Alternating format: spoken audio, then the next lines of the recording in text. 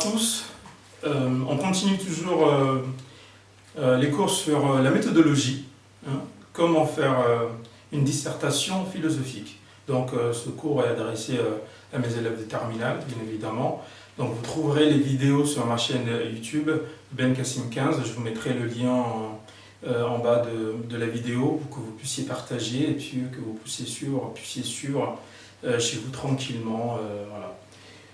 Espérons que nous allons sortir de ce confinement et que nous pourrions reprendre nos activités normales. Voilà, donc nous allons parler de l'introduction. Comment faire une introduction en dissertation philosophique? Alors, comme le mot l'indique, introduction, c'est faire introduire le sujet, présenter le sujet d'une manière très succincte. Voilà, il faut absolument éviter de trop s'étaler, de trop développer dans l'introduction. On introduit quelque chose, on ne le développe pas. Donc, il y a 4 étapes à suivre. Alors, on dit que si on a compris le sujet, normalement dans la feuille de devoir, on rédige déjà l'introduction et la conclusion, si on a vraiment compris le sujet. Et au brouillon, on fait le développement parce que c'est là où il y aura plus d'arguments, c'est là où il y aura plus de fautes, plus de rayures, et à la fin, on recopie au propre dans la feuille de devoir. Mais normalement, si vous avez compris le sujet, vous devez directement écrire l'introduction et la conclusion dans votre feuille de devoir. Alors l'introduction, comme le nom l'indique, comme je viens de le dire, c'est l'action d'introduire, c'est de présenter d'une manière très succincte le sujet. Qu'est-ce qu'il faut faire? Il faut suivre 4 étapes. 1, c'est l'amorce. On vous donne un sujet, il faut amorcer le sujet. Et comment on amorce le sujet? C'est très simple. Premièrement, une phrase d'accroche pour interpeller. Qu'est-ce qu'une phrase d'accroche? C'est une phrase qui permet d'interpeller le lecteur, d'interpeller le correcteur, afin de susciter l'envie de lire votre devoir. Alors, cette phrase d'accroche, elle peut soit être une citation philosophique, parce que dans vos fiches Bristol, vous avez noté des citations, vous avez noté des auteurs philosophiques, leur biographie, etc., les thèmes qu'ils ont défendus. Donc, vous prélevez dans vos connaissances générales, dans vos fiches Bristol, dans vos cours, dans vos livres philosophiques, une citation philosophique qui se rapproche de près ou quelque peu de loin au sujet que vous allez traiter. Mais, attention, la phrase d'accroche, comme il dit, elle doit accrocher, elle doit interpeller, elle doit donner envie de lire votre devoir. Donc, soit une citation philosophique, soit un titre de presse. La presse, il y en a beaucoup. Vous avez lu quelque part un titre de presse qui se rapproche du sujet que vous allez traiter et que vous allez trouver ça intéressant. Donc, vous pouvez réécrire ça.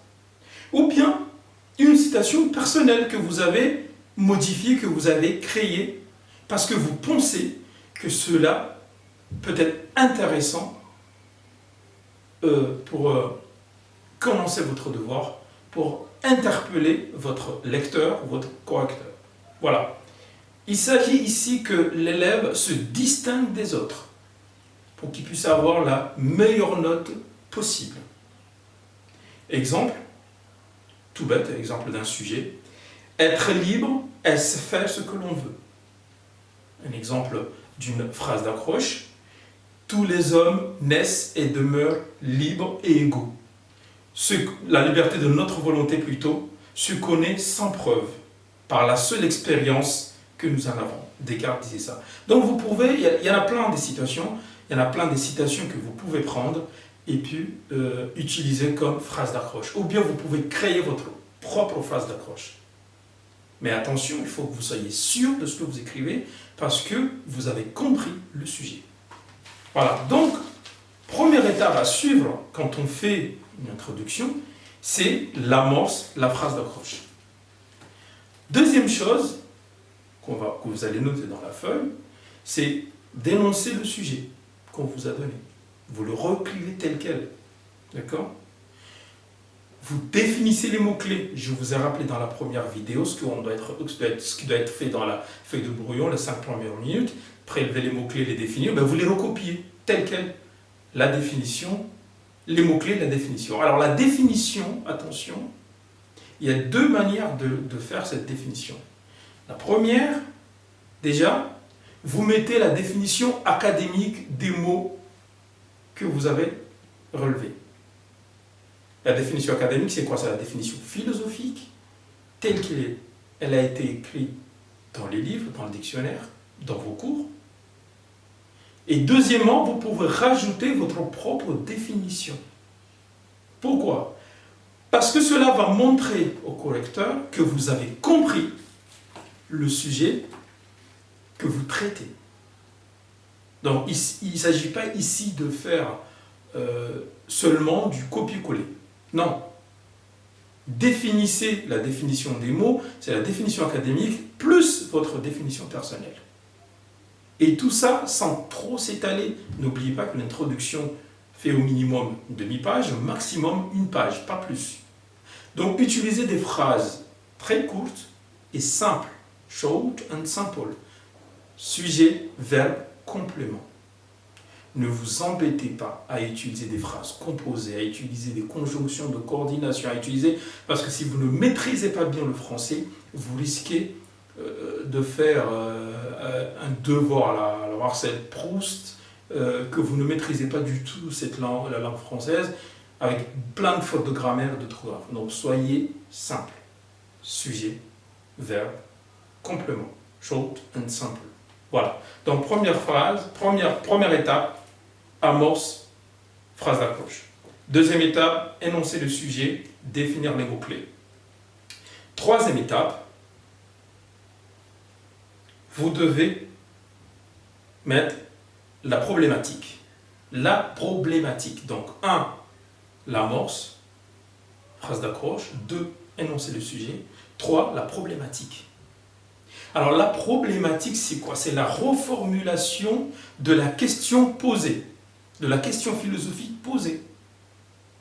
C'est-à-dire la reformulation du sujet qu'on vous demande de traiter. Alors comment on reformule ça? Comment on peut faire une problématique? Eh bien c'est très très simple, en utilisant ce qu'on vous a appris auparavant au collège, au cours élémentaire, ce qu'on appelle le champ lexical, en utilisant les synonymes. Le champ lexical, rappelez-vous, c'est l'ensemble des mots qui, dans un texte, se rapportent à une même notion. Vous relevez le champ lexical des mots-clés de votre sujet, les synonymes, et vous prenez les synonymes qui se rapprochent le plus de votre sujet, et vous reformulez votre question, et là, vous avez votre problématique. D'accord? Quatrièmement, c'est l'annonce du plan. Alors bien évidemment, après je ferai une autre vidéo où je vais prendre un exemple d'un sujet qu'on va traiter pour que vous puissiez mieux comprendre ce que je suis en train de vous dire. Mais je vais faire exprès de faire des petites vidéos courtes pour ne pas trop vous fatiguer. Alors, quatrième étape de l'introduction, ce qui doit être fait, annoncer le plan. Alors il existe plusieurs types de plans. Le plan dialectique, le plan analytique, le plan critique, le plan... Mais il vous est conseillé d'utiliser, et c'est ce que les élèves de terminale utilisent souvent, le plan dialectique. C'est-à-dire thèse, antithèse et synthèse. Voilà. Dans la thèse, vous avez les grands 1 que vous allez annoncer la thèse que vous allez défendre. Donc en 1, petit a, petit b. Dans l'antithèse, donc l'antithèse que vous allez défendre, petit a, petit b. Alors attention, une remarque extrêmement importante. L'antithèse, ce n'est pas le contraire de la thèse. Non. Il ne s'agit pas ici de répondre oui et non. Non, non, non, non, c'est pas ça. Absolument pas du tout. Ne faites pas cette erreur-là de croire que la thèse, c'est ce qu'on défend, l'antithèse, c'est le contraire de ce qu'on a défendu. Non, non, absolument pas. L'antithèse, c'est juste une autre opinion, une autre vision du sujet que vous allez traiter et que vous allez essayer de démontrer, d'expliquer et de défendre aussi. Donc vous avez une thèse que vous avez défendue. L'antithèse, ce n'est pas forcément le contraire, non, c'est une autre opinion qui peut expliquer le sujet posé, la question philosophique posée. Une autre manière de voir les choses. Il ne s'agit pas ici d'une ambivalence absolue. Il ne s'agit pas ici de dire noir et blanc. Il ne s'agit pas ici, oui, la violence c'est pour l'État, non, l'être humain ne doit pas être violent. Non, non, non, il ne s'agit pas, absolument pas du tout de faire ça. Il s'agit, thèse, de défendre la thèse, c'est-à-dire le sujet posé, de démontrer, d'expliquer par les moyens argumentatifs que ce sujet est avéré ou pas, et l'antithèse de donner une autre opinion qui vient ici d'étendre les opinions qu'on a défendues au début, ou de démontrer au pire le contraire de ce qu'on a démontré. Mais ce n'est pas systématiquement le contraire de ce qu'on a défendu en thèse. Voilà. Si vous respectez ces 4 étapes, votre introduction, elle est bonne. C'est pas compliqué. Il suffit de maîtriser la méthode. On a dit 1, l'amorce, la phrase d'accroche. 2, annoncer le sujet en définissant les mots-clés. D'accord. 3, annoncer la problématique en utilisant le champ lexical, les synonymes. Et 4, annoncer votre plan. Un plan dialectique ou analytique ou critique. Voilà, en 2 parties ou en 3 parties. Généralement, en philo, on utilise souvent le plan en 3 parties, mais si vous ne maîtrisez pas cette technique, utilisez le plan en 3 parties.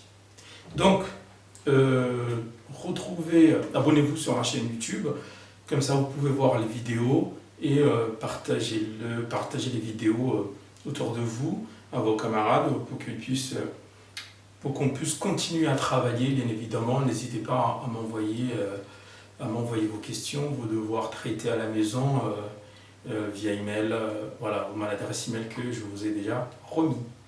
Merci, au revoir, on se reverra dans une prochaine vidéo. On va parler du développement et après une autre vidéo qu'on va parler de la conclusion. Donc on se concentre sur la méthodologie et après je ferai une vidéo qui va expliquer qu'on va prendre un sujet et qu'on va essayer de donner des pistes de réflexion. Attention, le sujet que je vais traiter, ce n'est pas une correction, ce n'est pas une vérité, non, ce sont des pistes de réflexion pour vous aider vous-même à réfléchir. N'oubliez pas que la philosophie, c'est la recherche de la sagesse, de la connaissance, et donc il faut déployer ses neurones, réfléchir quand on est face à une problématique